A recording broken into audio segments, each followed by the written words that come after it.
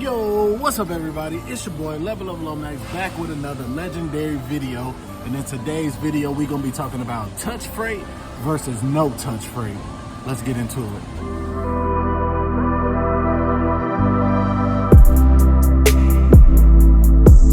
First things first, let's get into touch freight, which is what you see behind me. I've been driving 4.5 years and 3 years of my experience is in touch freight. I got my license through a touch freight company, but I also was over the road for a year. So I have a little bit experience with no touch freight, have a lot of bit experience with touch freight. First thing, touch freight. A lot of people kind of run from touch freight because it's a lot more work. You know, you're actually delivering the products, you're actually getting in and out of the truck a lot. A lot of times you'll be pulling into or backing into smaller lots because you're delivering to maybe stores or in like a LTL case, sometimes you could be delivering to residents, which I did that as well. I think the biggest thing about touch freight is the actual work. Once I was over the road for a year, I kind of liked touch freight more just because, one, I got to go home more, and two, I don't like to feel like I'm not doing anything. I like to feel like I'm actually getting work done, and touch freight will definitely give you that feeling of that you're getting work done. And my first touch freight job, they would stack all the products on the floor to the ceiling, and all you had was a dolly and a ramp. This job is a lot better because, you know, we use an electric pallet jack, we have a lift gate, and all of the products are on pallets or in baskets, as you see. So this is a little easier touch freight job, but a lot of touch freight jobs are with a dolly and a ramp or a pallet jack and a lift gate. One of my touch freight jobs where I delivered to residents, we had a manual pallet jack and a lift gate. I would deliver like treadmills. One time I delivered a fucking pool table and it was heavy as hell. And they had to send another driver from another delivery to come help me because it was so damn heavy. I wouldn't shy away from touch freight right off the bat just because it does come with benefits. Just because you're working a little harder don't mean, you know, you shouldn't do it, you know, because I know a lot of people, they want to try to get paid the most to do the least work. But in some cases, that's not always good, you know. And that brings me to no touch freight. When I was over the road, it was lovely. I will say that, you know, just having to swing those doors and back into the dock, then I get to chill until it's done, you know, that was lovely, you know. But I will say that the being gone took a toll, you know. And sometimes the shippers and receivers didn't treat you well at all, you know, no public restrooms, you can't sleep on a lot, you know, or sometimes it was one place that I used to go every once in a while that I knew that they was gonna keep me at least 6 hours. At least 6 hours. So I used to try to get to the place the night before, even though they said don't sleep on a lot, I didn't give a damn. I get there the night before so I can be off the clock those 6 hours while they was loading me or unloading me, because I just knew that they was gonna take up so much of my time that I could not waste my clock there. You know, I did it the first 2 times and I had to figure out a way to beat their system because I knew that they was gonna waste all my time, you know. And I don't wanna harp on the bad things about no touch freight, but you know, sometimes it was, you know, you'll leave a shipper or receiver really late, and I knew for a fact after 6 o'clock, it was gonna be hard to find a part. And if it was in the middle of the night, 9 times out of 10, I wasn't gonna be able to find a place to park, you know. So in those cases, you know, I was doing a lot of ramp sleeping.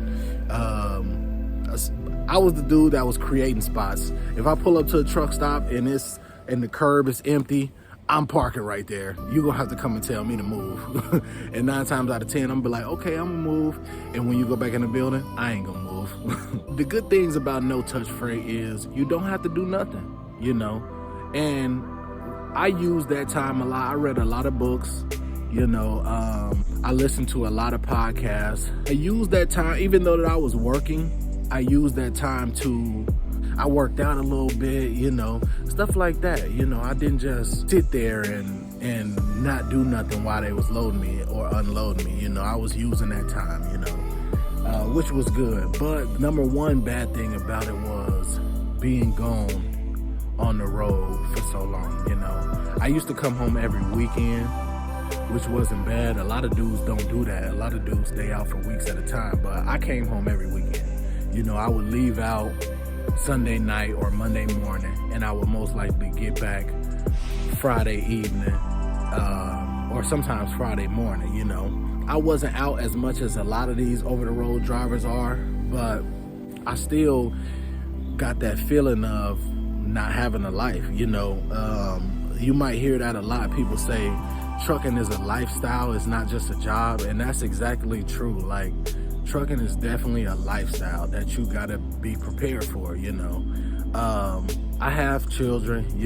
At the time I had a spouse, so it was kind of like, I was missing out on life and on their life and things that was going on at home. It was like every week that I came back, something new was going on, with my kids, or, going on in the town, or whatever the case may be. It was just making me feel like I wasn't there, and that kind of took a toll on me after a while, And then when you do have kids and you over the road, that puts a lot of pressure on the other parent, because you are literally gone Monday through Friday. So you can't take the kids to school, pick them up from school, go grocery shopping or do things for your family and actually be there for your family how you want to, So that's a thing about no-touch freight and over-the-road trucking that a lot of people don't realize. Now, if you don't have nobody at home, if you don't have no kids at home, no spouse at home, it's easier for you to go out and experience this over-the-road lifestyle or whatever, And a lot of people take that and run with it. Like, I know some guys that lived in their truck, they didn't have an apartment. They might have had a car, but other than that, they lived in their truck, stayed on the road months at a time because there really wasn't nothing to come home to, So, and if you in that situation, then no-touch freight could work perfectly for you, because in this day and age, not paying rent, that's like a big step up. You stack up. If you live in a expensive area, you could be paying up to $1,500 to $2,000 in rent. So if you're not paying that per month, all of that money is going back into your pocket. So that's where no-touch freight can help you a lot. It's when it comes down to making that decision of, do you want to do touch freight or no-touch freight? It's really not the question of, do I want to do no-touch freight or touch freight? It's really the question of which one of those works for your lifestyle, because that's the most important thing, And I mean, if it's not, and like say you like, I just don't want to do touch freight, then, you can make it work the other way, It's really not, do I want to do touch freight and no touch freight? It's really, does this type of job work for my lifestyle? That's the real question you gotta ask yourself, But hopefully I explained that good for y'all. If you got any questions about anything, any video suggestions, anything you want me to talk about, please leave it down in the comments. But that's all I got for y'all today. It's your boy Level Up Lomax. Check it out.